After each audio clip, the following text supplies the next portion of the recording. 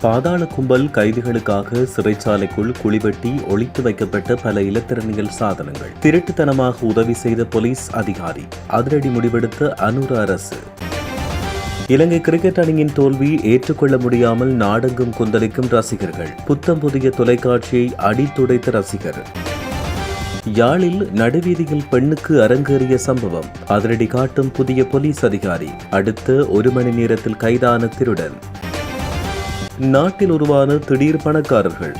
சட்டவிரோத சொத்து குவிப்பு. 4 மாதங்களில் 1 லட்சம் பேர் கைது. 1 மணி நேர சேவைக்கு 7000 ரூபாய். மருத்துவ சிகிச்சை நிலையத்தில் நடந்த கேவலச் செயல்.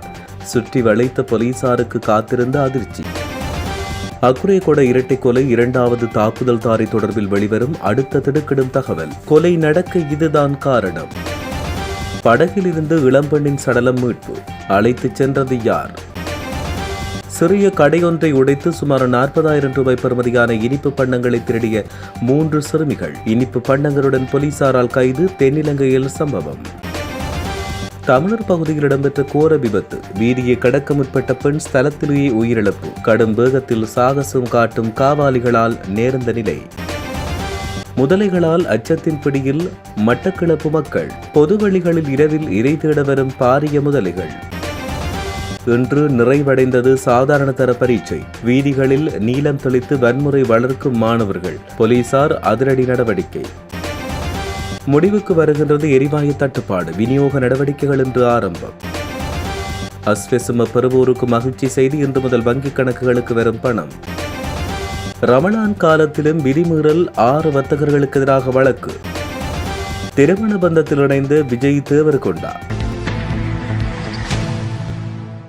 சிறைச்சாலைக்குள் இருக்கும் போதைப்பொருள் கடத்தல்காரருக்கு கையடக்க தொலைபேசிகளை கடத்த உதவிய குற்றச்சாட்டில் காவல்துறை சார்ஜென்ட் ஒருவர் உடனடியாக அமலுக்கு வரும் வகையில் பணி இடைநீக்கம் செய்யப்பட்டுள்ளார். பிங்வத்தை காவல்துறை நிலையத்தில் நீதிமன்ற கடமைகளுக்காக நியமிக்கப்பட்ட சார்ஜென்ட் ஒருவரை இவ்வாறு தண்டனைக்குள்ளாக்கியுள்ளார்.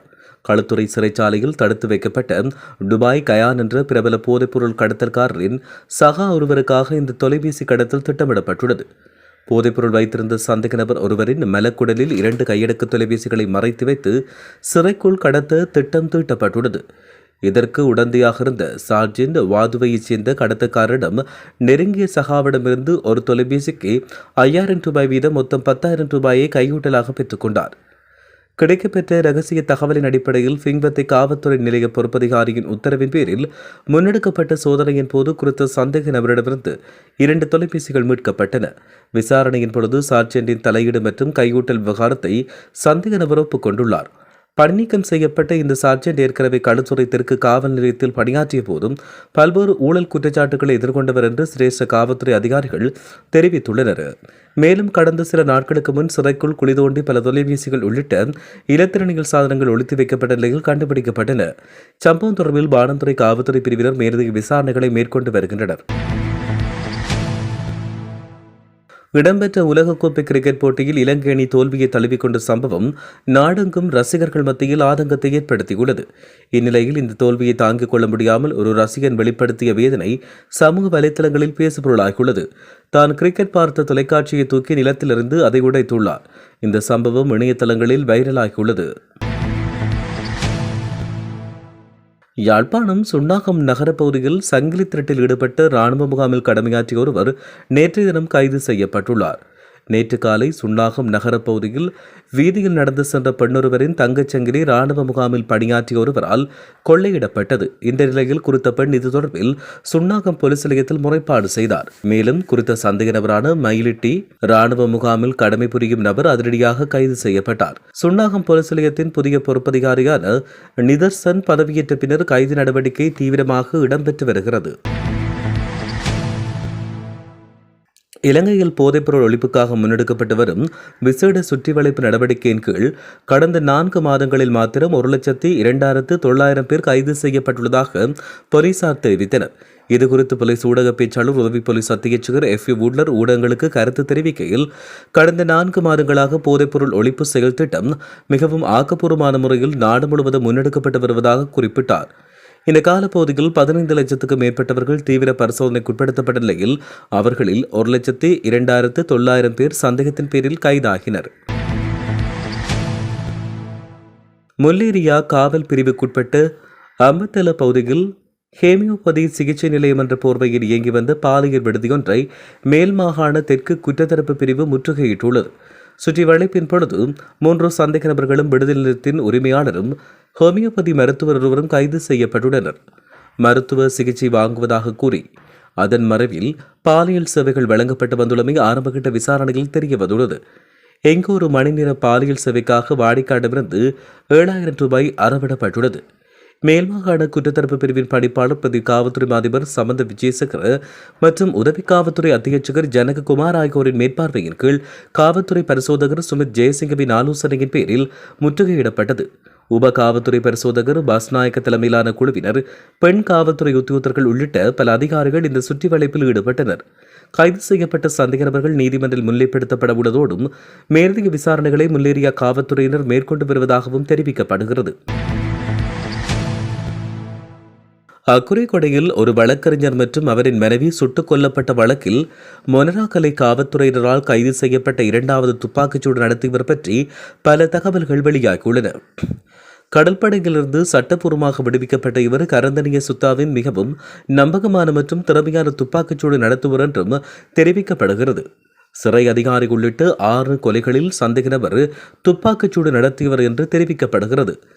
இரட்டை கொலையில் 2 துப்பாக்கிச்சூடு நடத்தியவர்களுக்கு ஆதரவளித்த ஒரு குழுவை காவல்துறை தற்போது கைது செய்துள்ளனர். கொலை சம்பவத்தில் பிஸ்டல் வகை துப்பாக்கியை பயன்படுத்திய துப்பாக்கிச்சூடு நடத்தியது இந்த 2வது துப்பாக்கிச்சூடு நடத்தியவர்தான். மேலும் அவரை கைது செய்வதில் பொதுமக்களின் உதவியை நாடி அவரின் பல புகைப்படங்களை காவல்துறை ஊடகங்களுக்கும் வெளியிட்டனர். இத்தகைய சூழ்நிலையில் மொன்ராகலை நக்கல்ல டாங்வத்த பகுதியில் உள்ள ஒரு வீட்டில் சம்பந்தப்பட்ட நபர் மறைந்துள்ளதாக 119 என்ற காவல்துறை அவசர எண்ணுக்கு அந்த பகுதியைச் சேர்ந்த ஒருவரிடமிருந்து தகவல் வந்தது.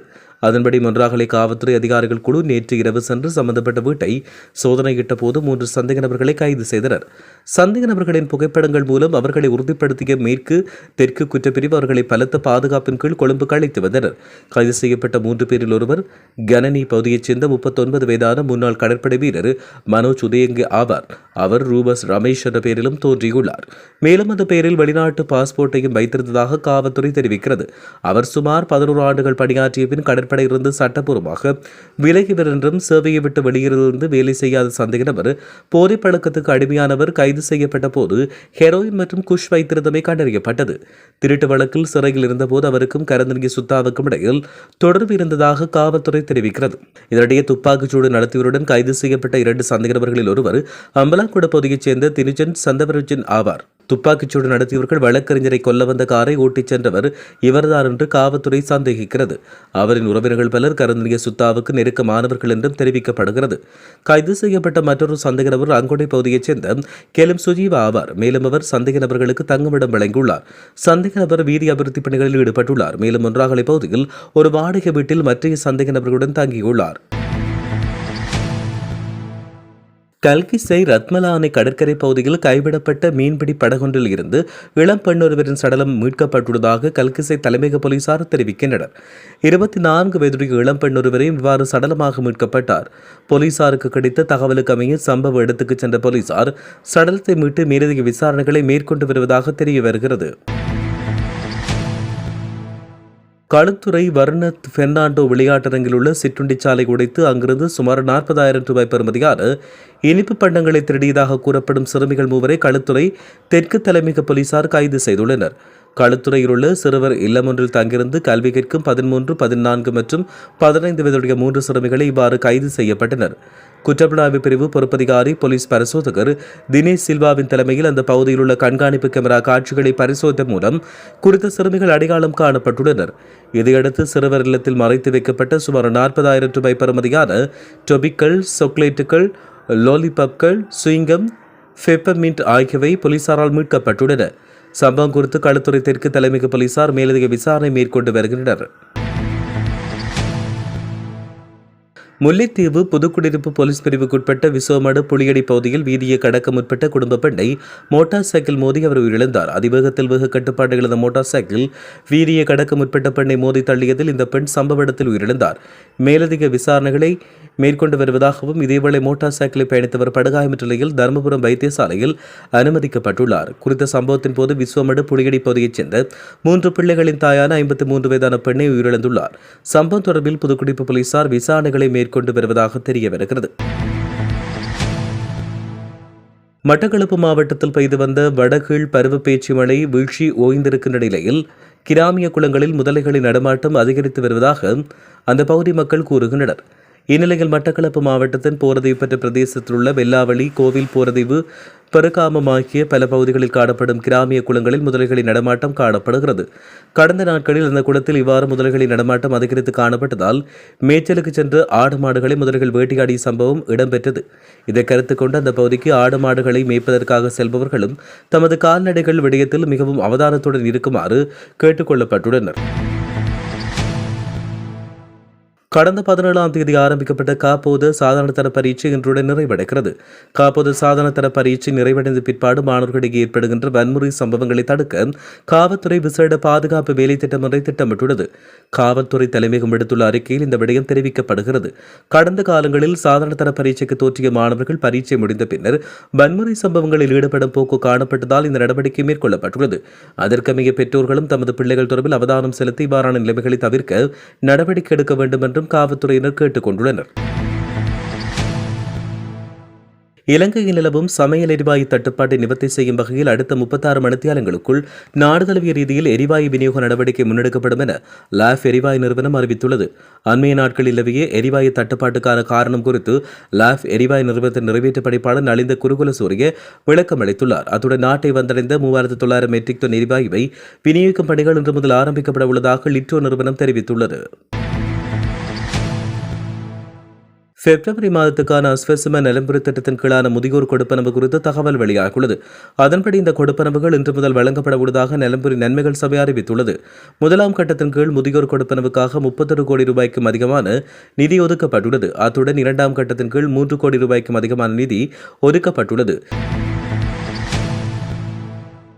சம்மாந்துறை சுகாதார வைத்திய அதிகாரி காரியாலயத்தால் நேற்று பிற்பகல் இடம்பெற்ற வாராந்த உணவு நிலைய பரிசோதனையின் போது தயிர் விற்பனை தொடர்பில் கிடைத்த ரகசிய தகவலின் அடிப்படையில் ஒரு குறிப்பிட்ட வர்த்தக நிலையம் திடீர் சோதனைக்குட்படுத்தப்பட்டது. அங்கு விற்பனை செய்யப்பட்ட தயிரின் தரம் தொடர்பில் சந்தேகம் எழுந்ததை தொடர்ந்து அதே இரவு நீதிமன்றில் பி அறிக்கை தாக்கல் செய்யப்பட்டது.